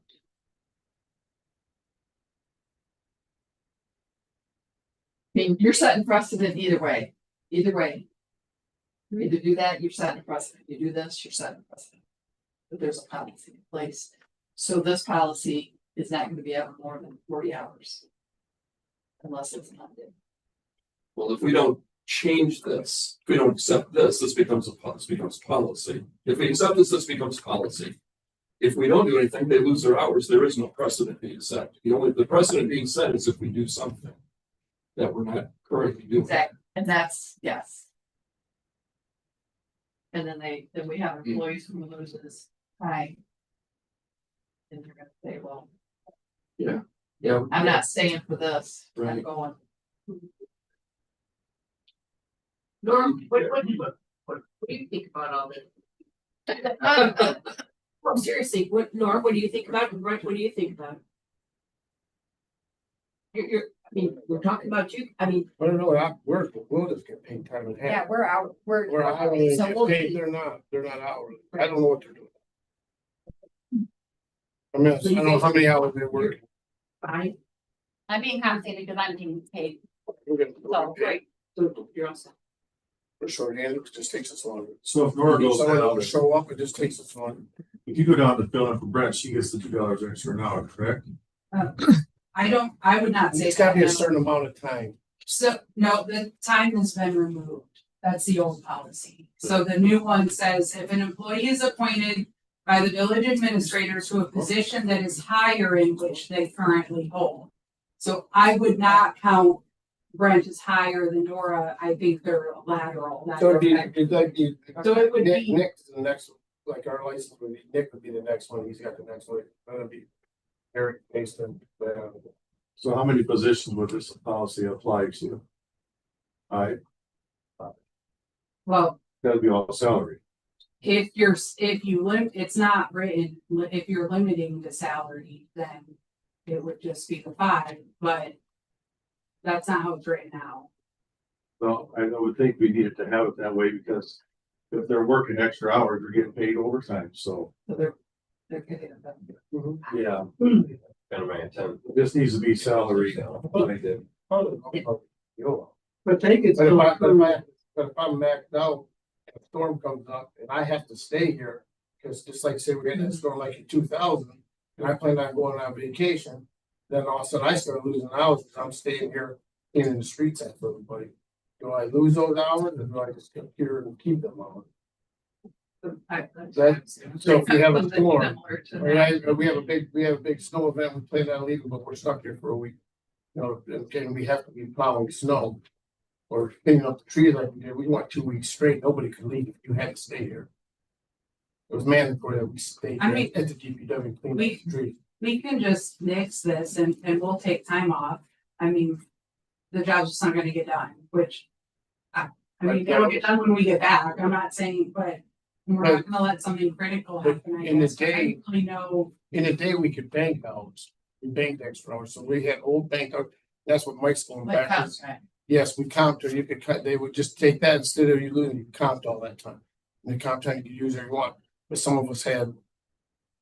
Those guys had 200-300 hours of comp time, but they gotta realize they wouldn't pay nobody overtime at certain times, so then you had to comp your overtime.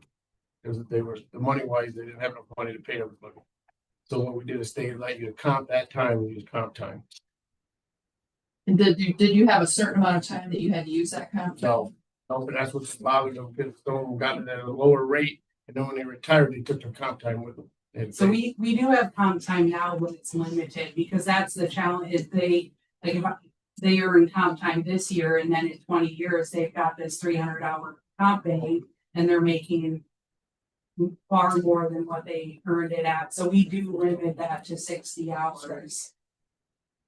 your overtime- And it's already work time, so you cannot deny comp time and you have to make it 100%. And it is accrued. I get that. time. So When I worked as a dispatcher, we could accumulate comp time, but then people use it. They can only accumulate up to 40 hours a year. you use 10 hours, if they work 10 hours of overtime in your salary and you comp the time, you just give them 15 hours of comp time. Then I'm still losing PTO. When they not lose that PTO. I'm saying, when lose the PTO. Probably should do more. We can't comp, we're exempt. Right. We can be paid straight time, but we can't be paid at time. Would it be beneficial for us to continue with our discussion? A.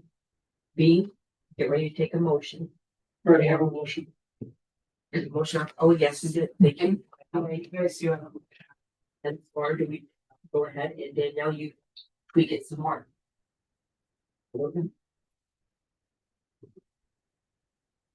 I do feel like we're spending it. Yes. I think it needs to be tweaked before.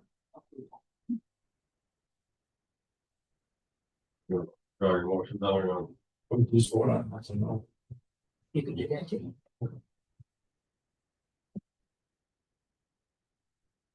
Did you put number 4 in there for your motion? It was not initially. All right, so what you have on the table is a policy as presented in the packet. Okay, please call roll. Eric, No. Gwen, Tim, No. Ken, No. Sherry, Bill, Mike, No, that one failed. Fire caller, you want to get that hour back? Again, let's figure something out. I do want to take your place. We will. So again, let's just figure it out. But again, we want to see your 2 hours. That's exactly what you told me at the last meeting, so that's up to. I do get the data with some of this clarification, you can hear what we're looking for. Yes, I would just, Frankly, I didn't think a policy was needed. I think this was, what do you guys want? You Let's made take care of yourself it. abundantly clear. Yeah, exactly. Abundantly Yeah, clear. okay. Don't break it up. Abundantly clear. Thank you. We've got that. Okay. We've got that. And Danielle, you know where you hear what we're looking for to kind of clarify. All right. Moving on. Reports. Any questions for Lieutenant? Or any of these Parks and Rec, building, planning, water treatment? Nora, you're here. Welcome. Thanks for being here. Do you have anything to speak of? Nope. Here, if you guys have any questions? No, I do. I don't. Yeah. Do you have anything for Nora or something like now? I do, yeah. Just now I have Riga here, I have Nora here. Let's get together with these engineers and these consultants, et cetera. Let's get an answer to opening up these valves. What do we gotta do? What do we gotta do to work together and get our engineers on board with each other so that we can figure out these water issues and continue moving forward and working together, right? So let's my intent, I think Nora's intent, I think Brent's intent is to open that darn valve. Right?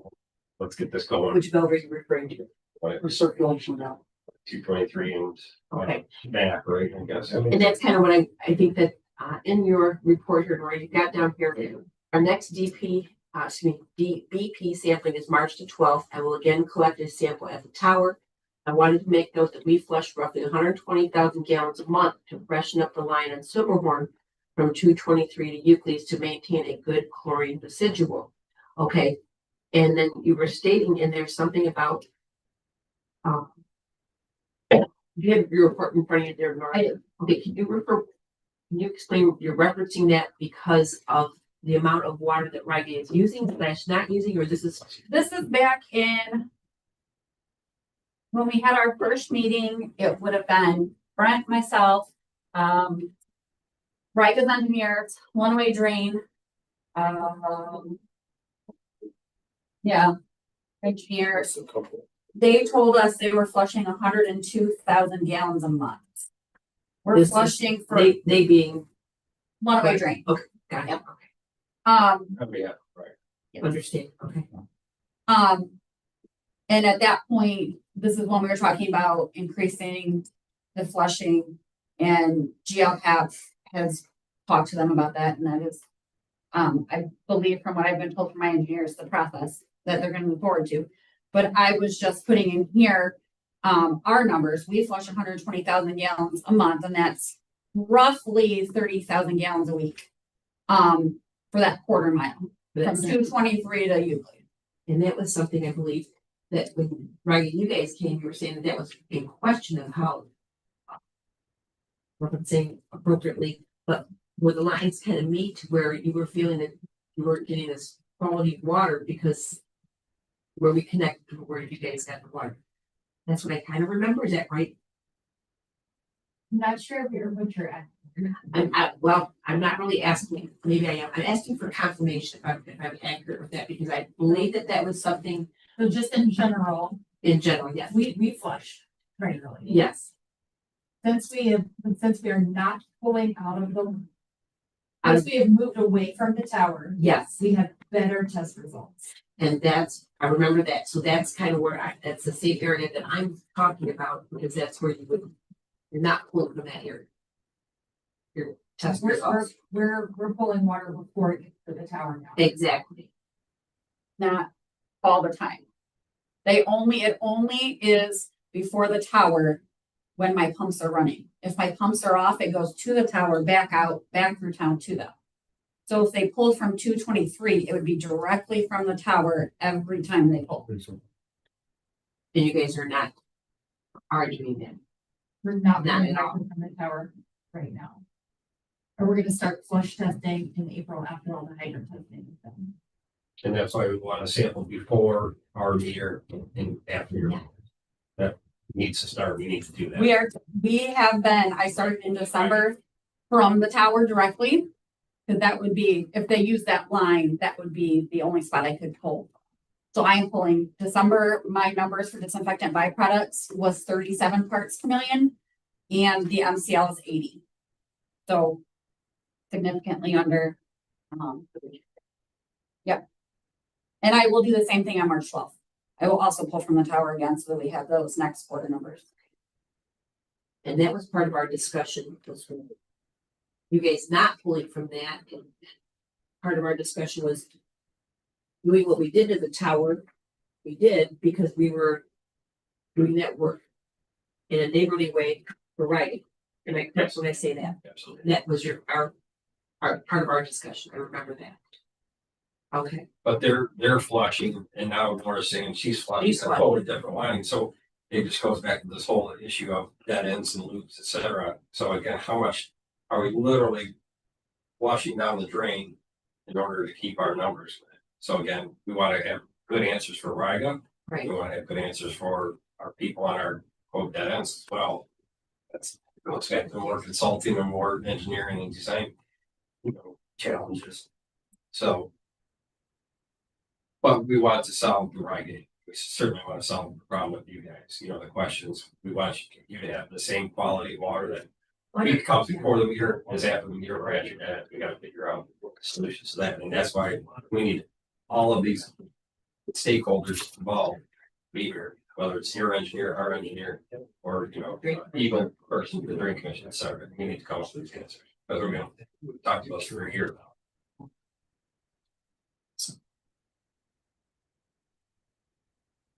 Yeah, we want you guys to sample and test, we want to get clarify that your water is definitely at. Yeah, I'm not understanding. If we're flushing all this, you're not utilizing that. This is crazy. Okay, We can fill our fire trucks up, and did that on the right every week. So, wow, it's kind of funny.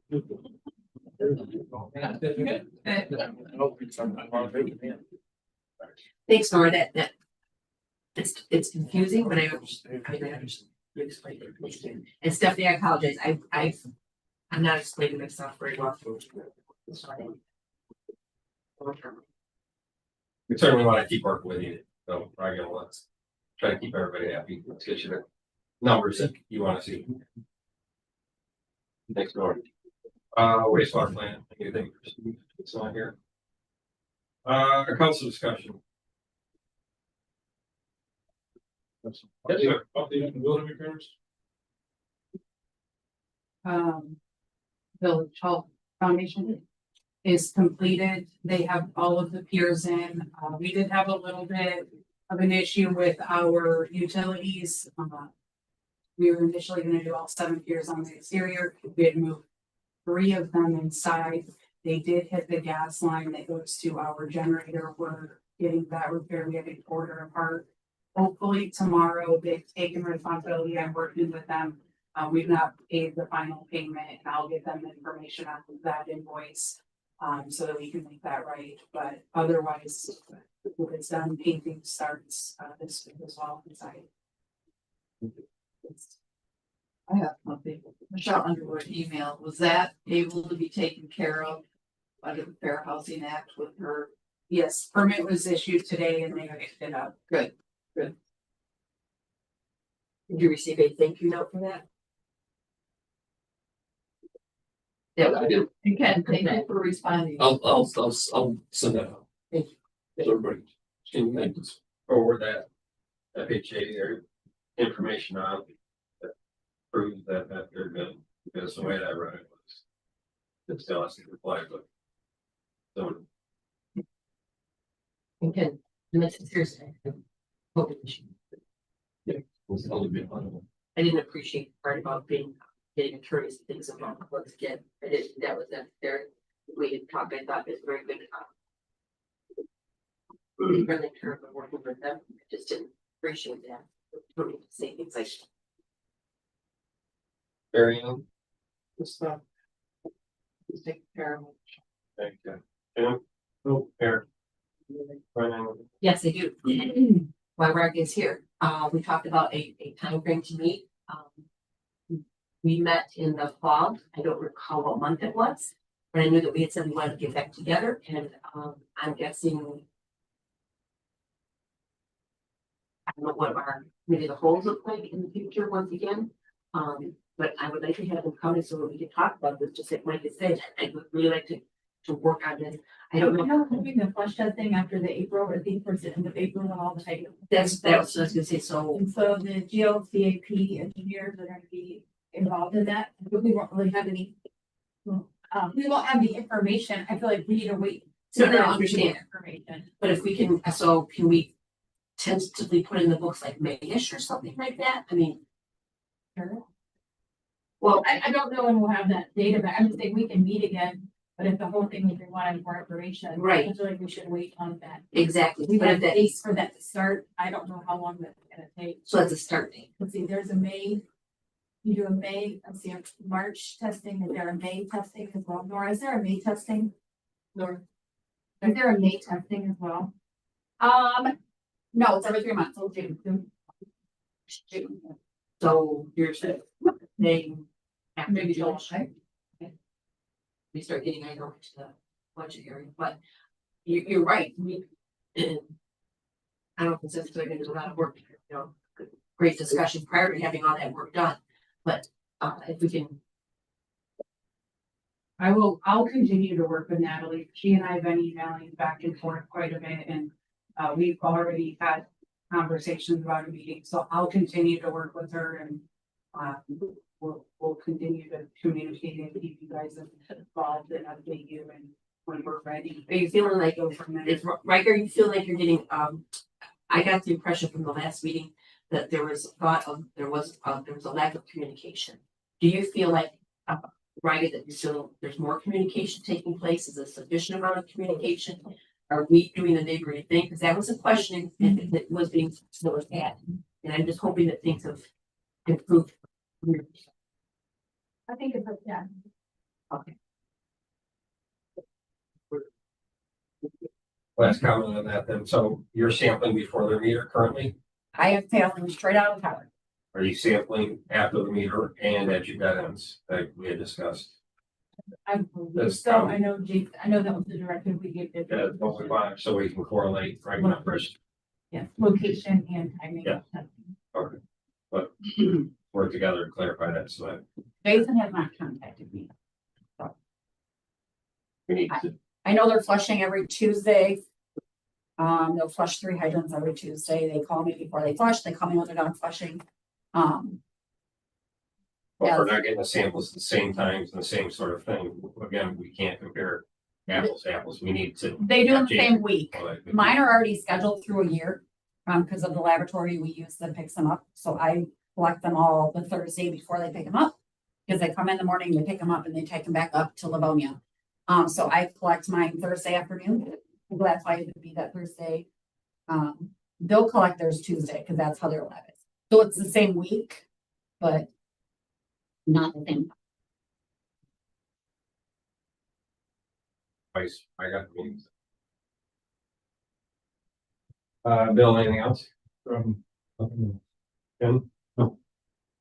Second round public comment. Anybody that cares to address council wishes to do so. Ryan, yes, sir. On behalf of ZFS Riga, Brandon, I just wanted to thank everyone for working with us and all of us at the plant, figuring out what has to be done to do a restart there.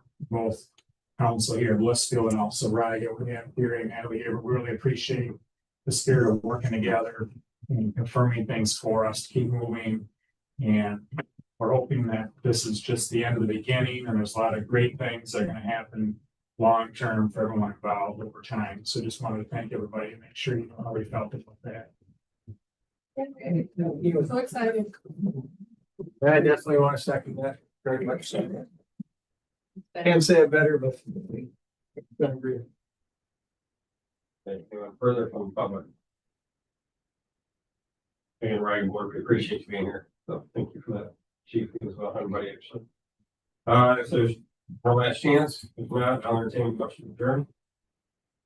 I make a motion to adjourn the meeting at 7:00 p.m. I'll support it. I have a motion, Sherry, and a second here to adjourn at 7 p.m. Please call roll.